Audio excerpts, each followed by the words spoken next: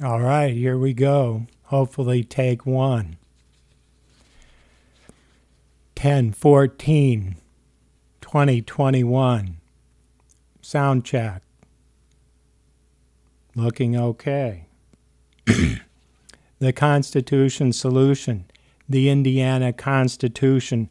Article 15, Miscellaneous. Article 16, Amendments.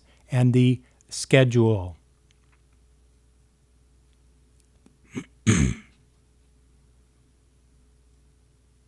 Ready to go live soon?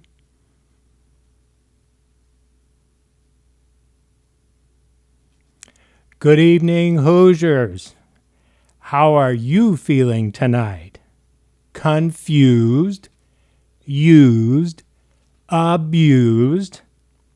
It seems that every new day comes with a struggle in which our tyrannical federal and state governments aim to subvert our God-given natural rights and liberties.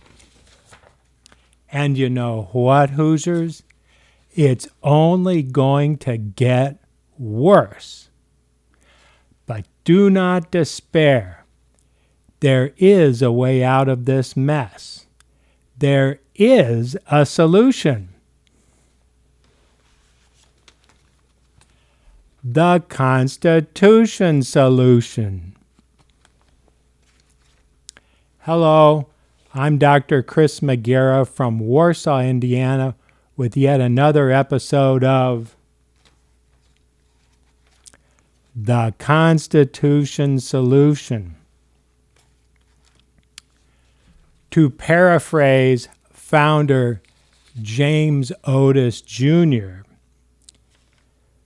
who was fond of saying, and this is from 1761, that men opposed liberty for one or more of three basic reasons: guilt, malice, or folly. Translated into modern American English, that becomes pragmatism, malice, or ignorance. Pragmatism, malice, or ignorance. Yes. Although not a founder, Frenchman Alexis de Tocqueville noted in his book Democracy in America that knowledge concerning our rights was commonplace and that it was a rarity to find an American ill-versed in those concepts.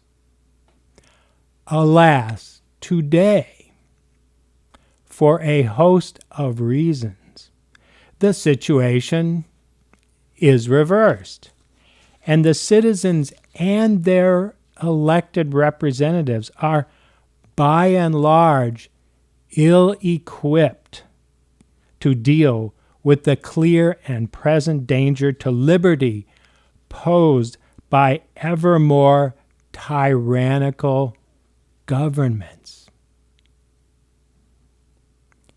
Hoosiers, the situation is dire, and we are now manning the ramparts of Firewall, Indiana. It is essential to restore liberty to the sovereign state of Indiana before we can restore the liberty secured by our federal constitutional republic. Firewall, Indiana is liberty's last stand, and we only have 6.5 months to save Indiana. Yes, 6.5 months until the May 2022 partisan primary elections.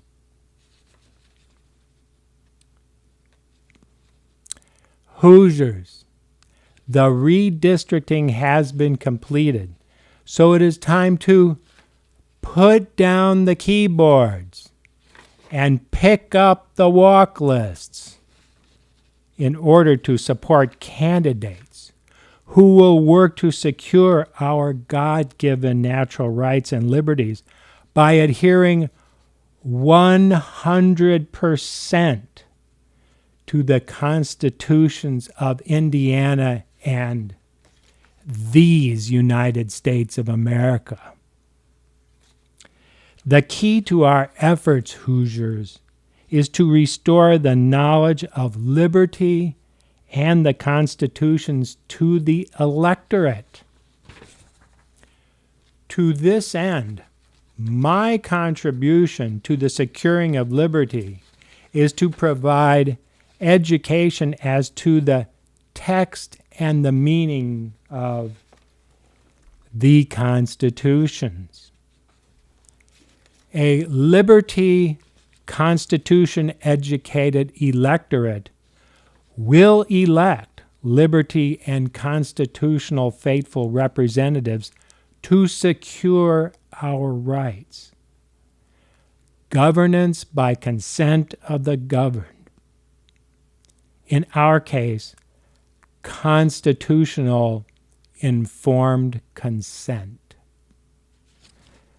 Okay, enough for introductions. Let's continue with the discussion of the Indiana Constitution, the final three portions. Article 15, miscellaneous. Article 16, amendments. And the concluding schedule paragraph. Remember that Indiana has had two constitutions, the first in 1816 and the second in 1851.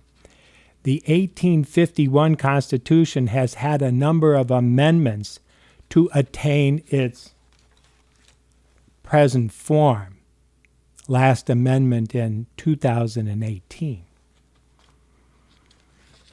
For the purposes of this discussion, I am reading from, where appropriate, the Constitution of the State of Indiana as annotated in 2010 by the liberty-oriented political commentator and activist Andy Horning. That's Horning.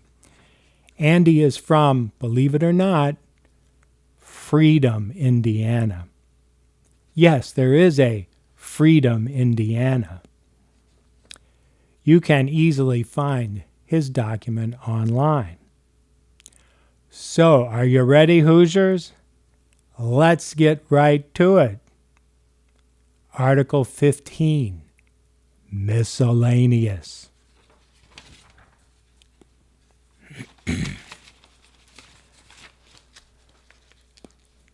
A brief comment here. Historically, the contents of Article 15, miscellaneous, were scattered about in the 1816 Constitution. Not all of them, but many of them are scattered about in different articles. There was a miscellaneous article in the 1851 Constitution. Let us begin. Article 15, Section 1. All officers whose appointment is not otherwise provided for in this Constitution shall be chosen in such manner as now is or hereafter may be prescribed by law.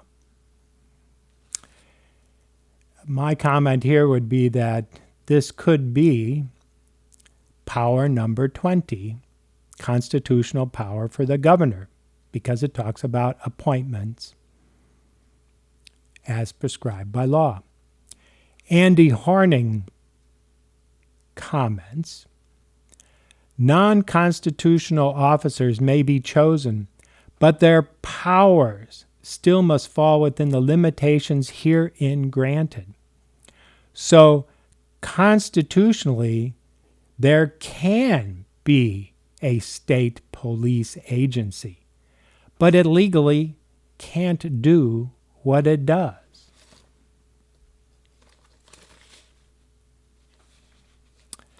Section 2. Back to the Constitution. When the duration of any office is not provided for by this Constitution, it may be declared by law. And if not so declared, such office shall be held during the pleasure of the authority making the appointment. But the General Assembly shall not create any office, the tenure of which shall be longer than 4 years. I'm going to chalk up here the power of the governor, number 21, because certain authorities and offices are serving at the pleasure of the governor. Andy Horning comments, "Did you notice the wording, quote, such office shall be held during the pleasure of the authority making the appointment, end quote. This is significant," he says. The governor and, of course, the General Assembly can wipe out entire bureaucracies with all their costs and counterproductive unconstitutional powers. So says Andy Horning. Back to the Constitution. Section 3. Whenever it is provided in this Constitution or in any law which may be hereafter passed, that any officer other than a member of the General Assembly shall hold his office for any given term, the same shall be construed to mean that such officer shall hold his office for such term, and until his successor shall have been elected and qualified. Section 4. Wake up, everyone. This is a big one. Section 4. Big alert, big alert. Section 4. Every person elected or appointed to any office under this Constitution shall, before entering on the duties thereof, take an oath or affirmation to support the Constitution of this state and of the United States, and also an oath of office. Let that sink in.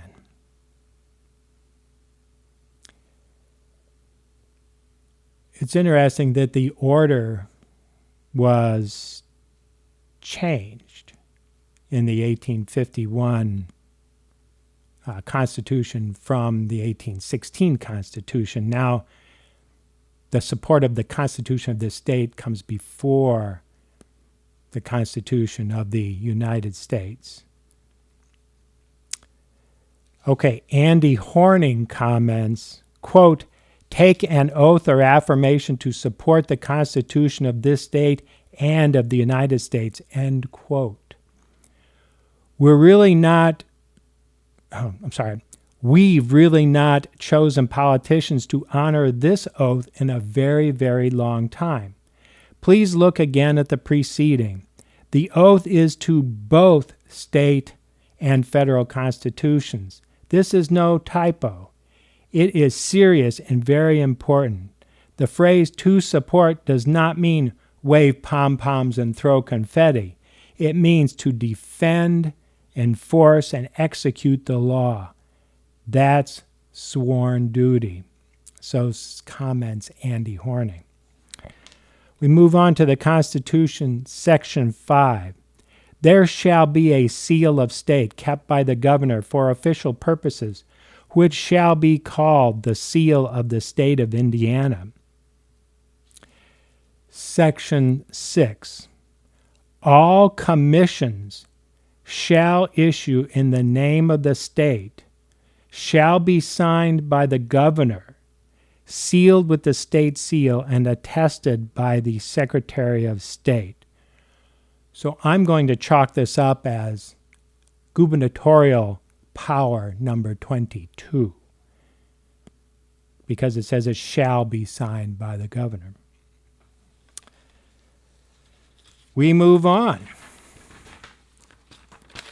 Section 7. No county shall be reduced to an area less than 400 square miles, nor shall any county under that area be further reduced. Section 8. Section 8 was repealed in 1988. But what did Section 8 from the 1851 Constitution say? Here's the original text, and I quote, "No lottery shall be authorized, nor shall the sale of lottery tickets be allowed," end quote. So we had to conveniently get rid of that in 1988 in order to have the lottery. There must have been a reason why the founders and the 1851 revisioners didn't want lotteries. Okay, back to the Constitution, Section 9. The following grounds owned by the state in Indianapolis, namely the State House Square, the Governor's Circle, and so much of outlot numbered 147 as lies north of the arm of the Central Canal, shall not be sold or leased. So I guess that means that some developer can't buy the Capitol. Back to the Constitution, Section 10. It shall be the duty of the General Assembly to provide for the permanent enclosure and preservation of the Tippecanoe battleground. That, my fellow Hoosiers, ends Article 15. Now we will move on. We shall move on to Article 16, Amendments. Now this, I know you're going to want to hear. Now, let's see, what should I do? Let me read through this and then I'll tell you what happened in 1816, how the original Constitution was phrased. I think you'll find it interesting. Okay, this is the 1851 and present day as amended 1998 Constitution. Amendments. Section 1, subsection A.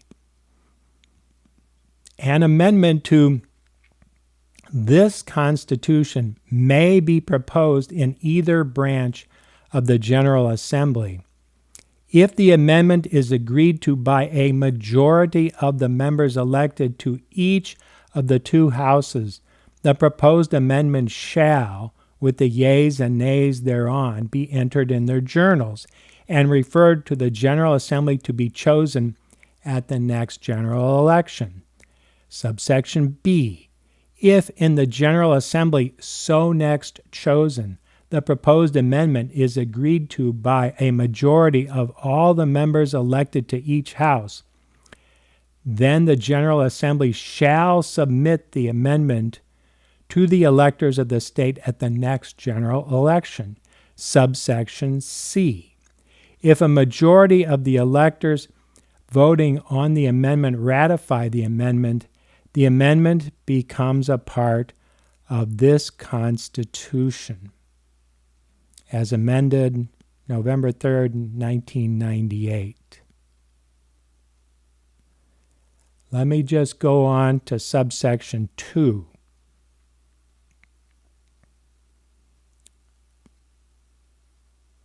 Submission. If two or more amendments shall be submitted at the same time, they shall be submitted in such manner as the electors shall vote for or against each of the amendments separately. That was amended in 1966. So the purpose of that was that new amendments could not be proposed while the amendments were in the waiting period of going through two legislatures and then the vote. It wasn't always so. So now you're wanting to know what was so different about 1816. I shall explain.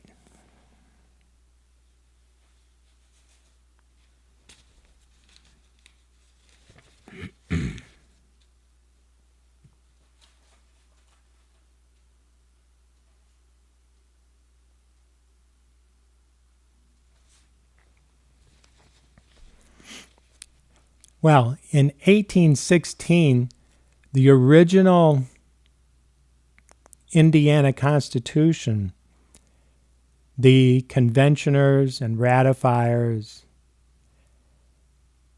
and then the voters approved some language that's, well, quite interesting. Let me just read you the appropriate section, Section 8 of the 1816 Constitution. So don't get this confused with the modern one. This is 1816, but I think you'll find it interesting. Here we go.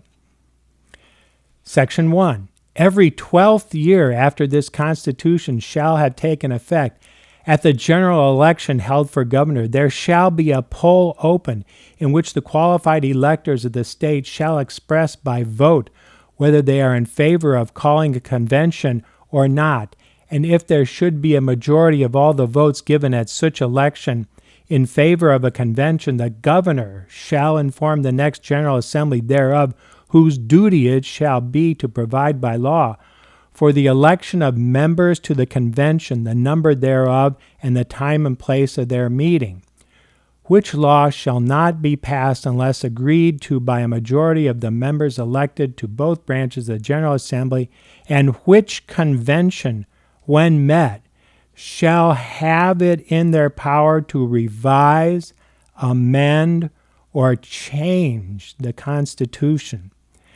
But as the holding any part of,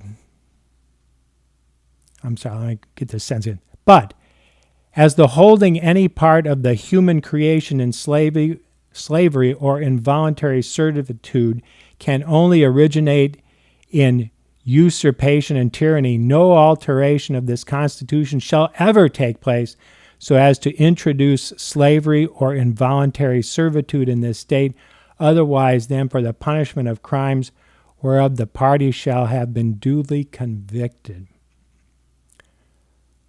But the point is that what the original Constitution called for was every 12 years that the electors could vote to have a convention, which could either amend, revise, or scrap the whole thing. That was done away with in 1851. What was interesting is that in a 20-year span, I think it was a 20-year span in between something like 1830 or 1848, close to a 20-year span, I believe there was something like 11 or even 17 attempts to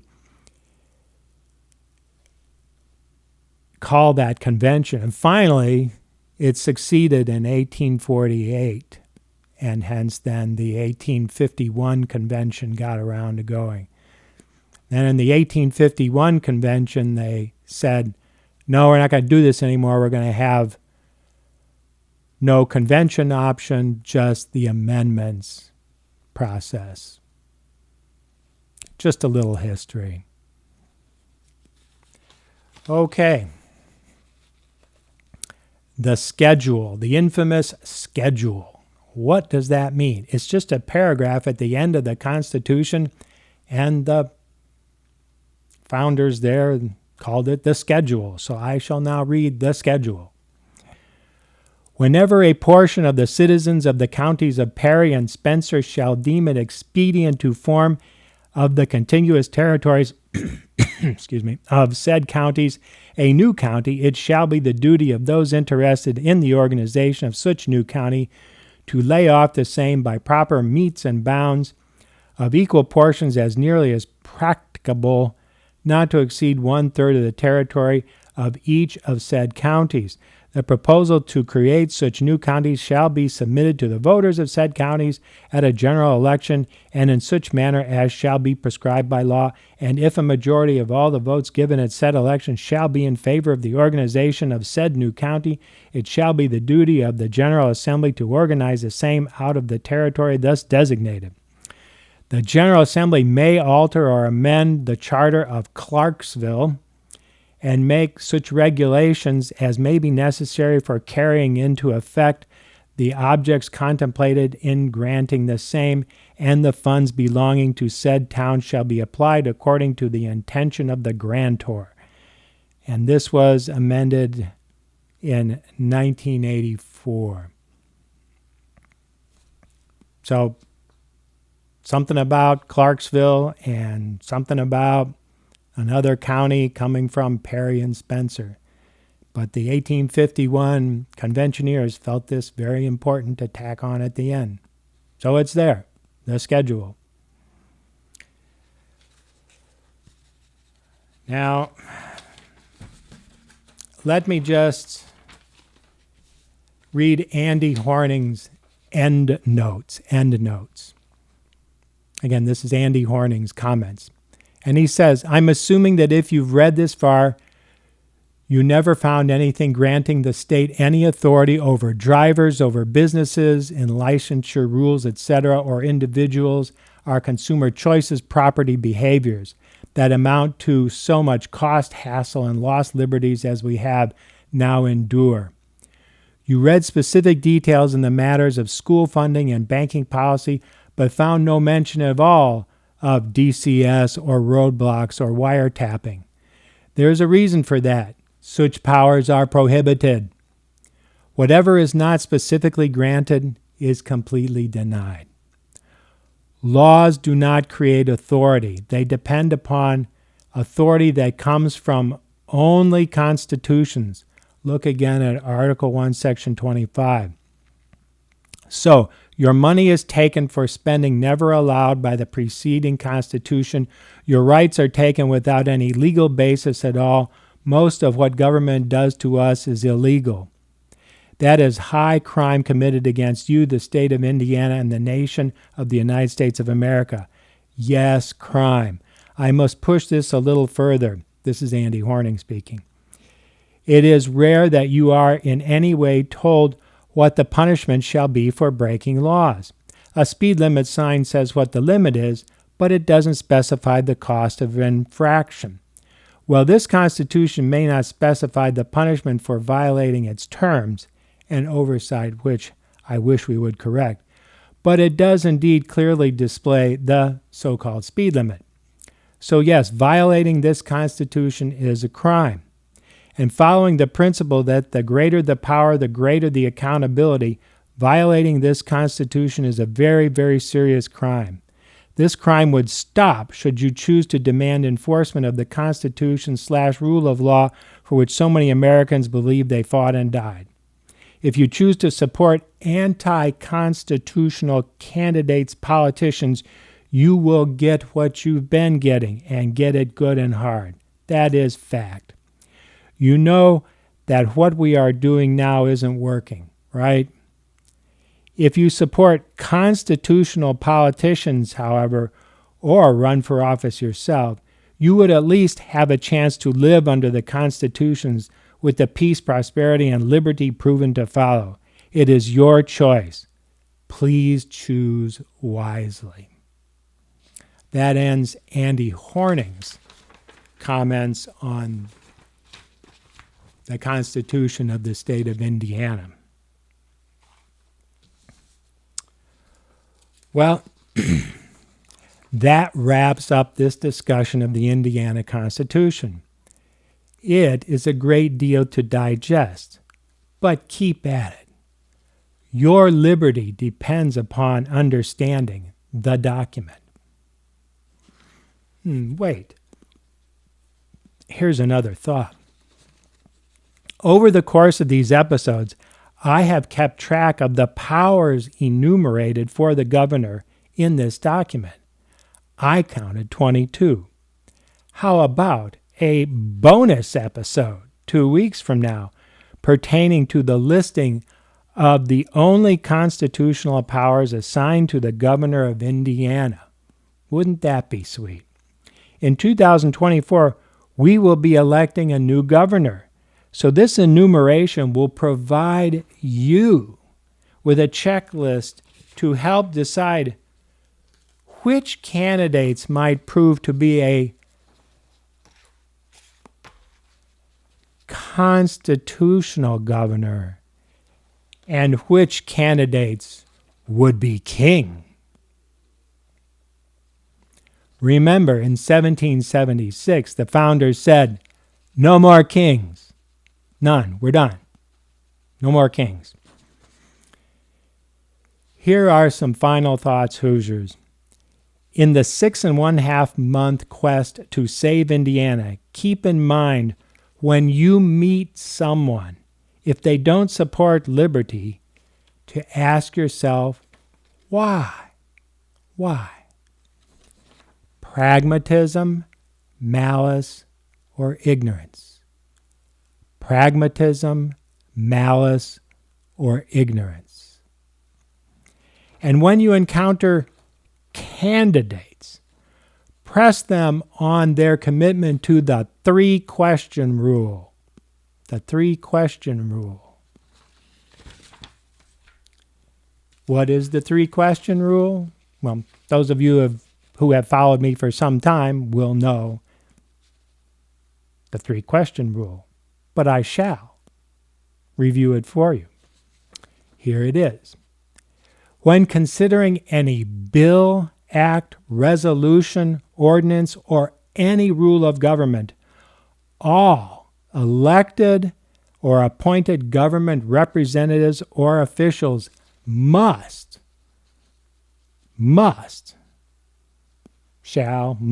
consider the following 3 questions in this specific order. 3 questions in this specific order.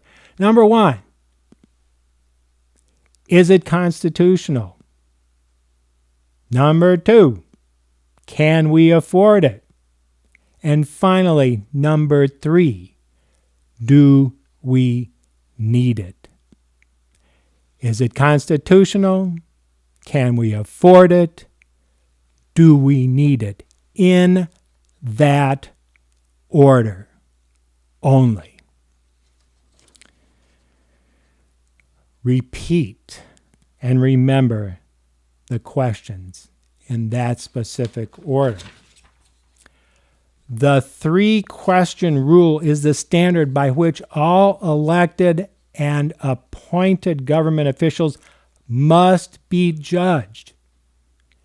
If they don't know it or adhere to it,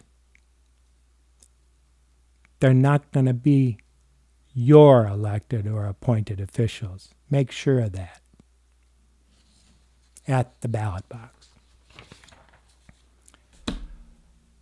Well, Hoosiers, that's it for tonight.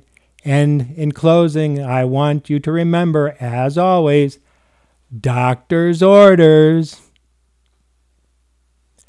Wash your hands. Don't touch your face. But above all, keep your distance. Keep your distance from all those socialists, statists, globalists, collectivists, politicians, and bureaucrats. Because Hoosiers, now you know who they are. The curtain has been pulled back, and they can no longer hide. It's time to drain the Indianapolis swamp and replace those swamp rats with those who will be 100% faithful, 100% faithful to the constitutions and work tirelessly to secure your God-given natural rights and liberties. We only have 6.5 months to save Indiana. Make every second count. Okay, Hoosiers, it's time to break huddle. Let's go. And remember, don't just know your constitutions, live it. Live it every day. Thank you. Good night. See you in 2 weeks with the constitutional powers of the governor checklist. Thank you. Let's go drain the swamp.